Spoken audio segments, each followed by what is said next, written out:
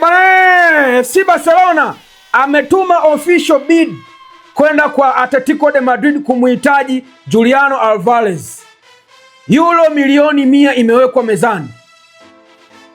Kama hushtushwi na hii Barcelona kama huogopi anachokifanya FC Barcelona kwenye hili dirisha, wewe utakuwa mgeni kwenye hii game.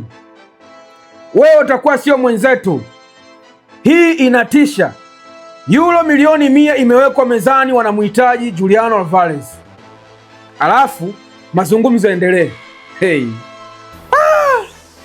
Ndio hii tuliambia Barcelona haina pesa. Nini hiki? Jana wametoka misha dili lenye thamani ya euro milioni 80 kumnasa Gordon. Leo wanaweka bid ya kumuhitaji Alvarez euro milioni 100 mezani. Within 2 days wanaenda kuspend euro milioni 180 kupata wachezaji wawili. Man, sikufikiria wala sikuwaza kama hii siku itakuja. Imenishtua sana, imenishangaza. Na hili dili linaenda kuwa kweli kwa sababu Juliano Alvarez kwanza amekataa extension ya contract kutoka kwa Atletico de Madrid, anataka kuondoka. Cha pili, Juliano Alvarez dream move yake ni kuchezea FC Barcelona. Yeye mwenyewe anakuambia nataka kucheza FC Barcelona. Kwa hiyo mchezaji anaitaka baka.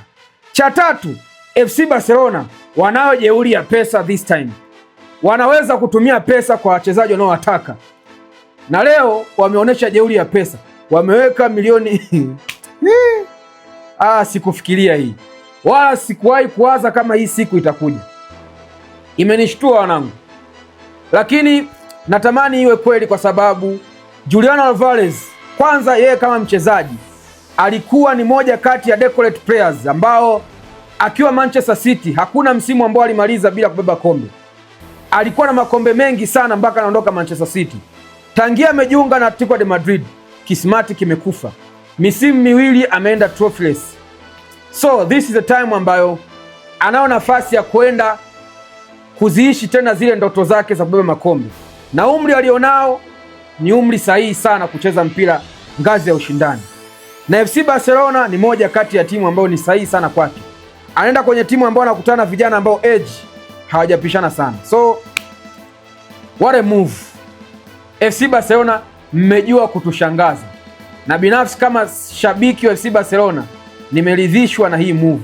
Ikikamilika itakuwa one of the best move ambayo mmeifanya kwa haraka na kwa usahihi sana.